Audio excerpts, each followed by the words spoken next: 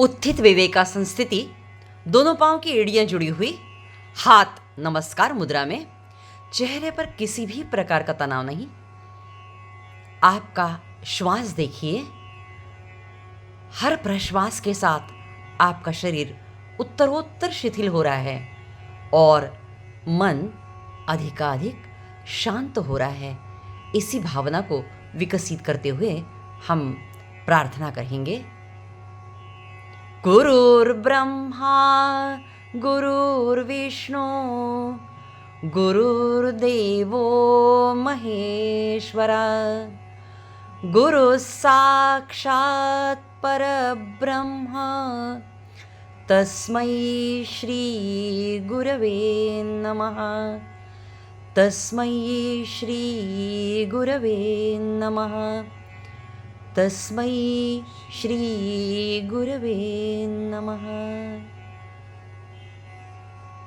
धीरे धीरे दोनों हाथ जंघाओं के बाजू में लाके रखेंगे और अब हमें उत्कट आसन से वज्रासन में आकर बैठना है। पांव की एड़ियां ऊपर उठा लीजिए, घुटने मोड़ लीजिए, धीरे धीरे धीरे धीरे नीचे बैठना है वज्रासन में।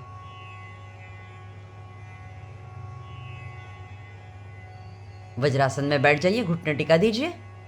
वज्रासन स्थिति। वज्रासन से हमें बैठे हुए आसन की स्थिति में आना है। इस स्थिति में हमें 3 बातों का ख्याल रखना है। पहली बात, हमारा मेरुदंड सीधा रहेगा। दूसरी बात, हमारे हाथ जो हैं जंघाओं के बाजू में, हाथों के तलवे जमीन पर। और तीसरी महत्वपूर्ण बात है, पांव की उंगलियों को हमें पेट की ओर खींच के रखना है। आज हम महामुद्रा का अभ्यास करेंगे। महामुद्रा यह क्रिया योग का महत्वपूर्ण स्तंभ है।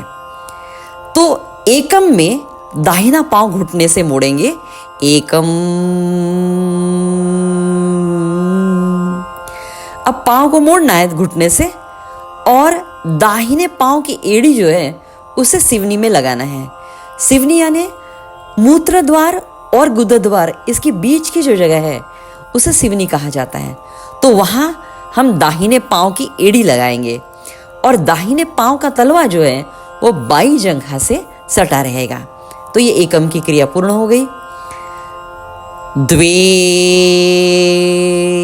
हथेलियों को धीरे धीरे ऊपर उठाना है और कंधे के लेवल तक लाना है।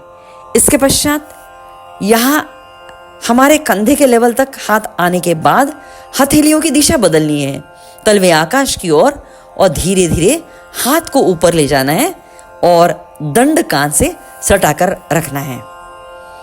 एक दूसरे के सामने हथेलियां आएंगी। त्रीणी, आगे झुकना है और दोनों हाथों की उंगलियों से बाएं पांव का अंगूठा हमें पकड़ना है। चत्वारी, अब माथा घुटने को लगाने की कोशिश करना है। याद रखें, हम जितना कर सकते वह हमारी पूर्ण स्थिति है, तो हम अपने यथाशक्ति अनुसार करेंगे। और इस पूर्ण स्थिति में हम सोहम का जाप करेंगे। सोहम सोहम सोहम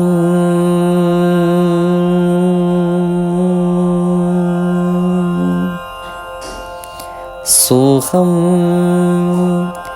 सोहम।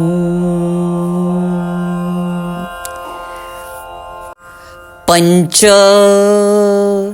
धीरे धीरे अपना माथा ऊपर उठाइए। जल्दबाजी बिल्कुल नहीं, स्लो, रिदमेटिक और सिस्टमैटिक मूवमेंट। शट, धीरे धीरे दोनों हाथ ऊपर उठाना है, दंड कान से सटे हुए रहेंगे, हथेलियां एक दूसरे के सामने। अब सप्त में दोनों हाथों को कंधे के लेवल तक लाकर धीरे धीरे जंघाओं के बाजू में रखना है। सप्त,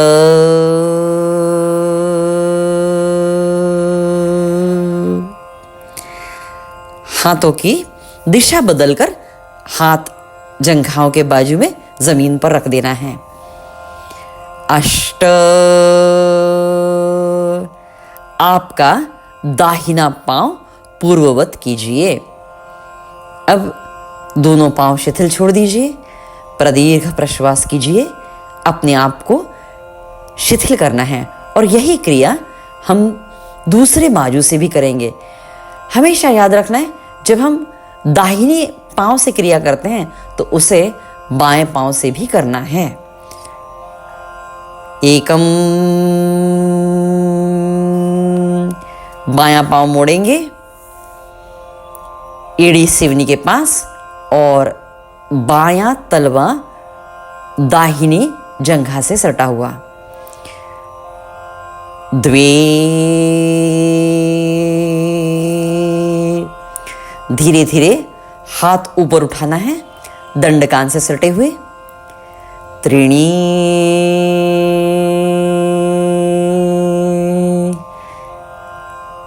हाथों से उंगलियों को पकड़ना है दाहिने पांव की। चत्वारी, पूर्ण स्थिति लेना है, माथा घुटने को लगाने की कोशिश करना है। फिर से एक बार महत्वपूर्ण सूचना, हमें जो जमता है वह हमारी पूर्ण स्थिति है, तो इसलिए बहुत जबरदस्ती नहीं करना है। यथाशक्ति स्वामी जी की सूचना याद रखना है। पंच, धीरे धीरे माथा ऊपर उठाएंगे, जल्दबाजी नहीं। षट, दोनों हाथ धीरे धीरे ऊपर दंडकान से सटे हुए, हथेलियां एक दूसरे के सामने। सप्त, धीरे धीरे हाथों को कंधे के लेवल तक लाना है और जंघाओं के बाजू में रखना है, तलवे जमीन की ओर। अष्ट, बायां पांव पूर्ववत कीजिए। धीरे धीरे वज्रासन में आना है। वज्रासन के बाद हम शशांकासन में आकर अपने आप को पूर्णतः शिथिल करेंगे। शशांकासन में हमें प्रयत्न पूर्वक संपूर्ण शरीर को शिथिल करना है। आपका संपूर्ण मेरुदंड, दाहिने और बाईं ओर की पीठ, दोनों हाथ कंधों से लेकर उंगलियों के अग्रभाग तक, दोनों पांव शिथिल कीजिए। चेहरे पर प्रसन्न हास्य रखिए। आज हमने महामुद्रा का अभ्यास किया। महामुद्रा हमारे पाचन तंत्र में अमूलाग्र सुधार लाती है। फलस्वरूप हमें अग्निमांद्य, अपचन और बद्धकोष्ठित जैसे रोगों को दूर रखने में मदद होती है। महामुद्रा के नियमित अभ्यास से हमारे शरीर के जितने टॉक्सिन्स है उसके निष्कासन में मदद होती है और यह सारे टॉक्सिन्स निकालना सहज संभव होता है। इसलिए महामुद्रा का नियमित अभ्यास करना आवश्यक है। महामुद्रा से हमारे पेट के आसपास की चर्बी घटने में बहुत जल्दी फायदा होता है। ध्यान के पूर्व तैयारी के अभ्यास के दृष्टिकोण से महामुद्रा महत्वपूर्ण है। इससे हमारा संपूर्ण मेरुदंड जो है वो लचीला होता है, इसलिए हमारी युवा अवस्था बनी रहती है। अस्थमा के रोगों के लिए महामुद्रा विशेष लाभदायी है।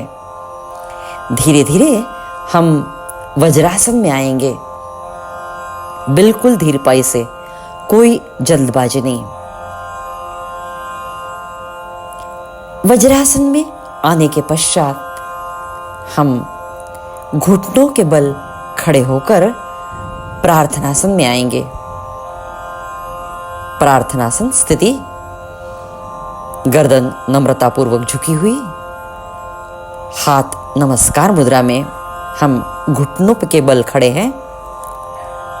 ओम पूर्णमदः पूर्णमिदं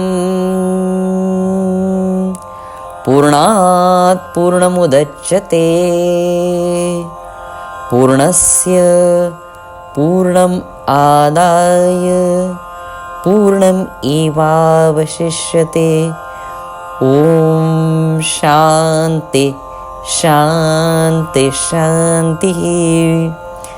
सद्गुरु श्री जनार्दन स्वामी महाराज की जय।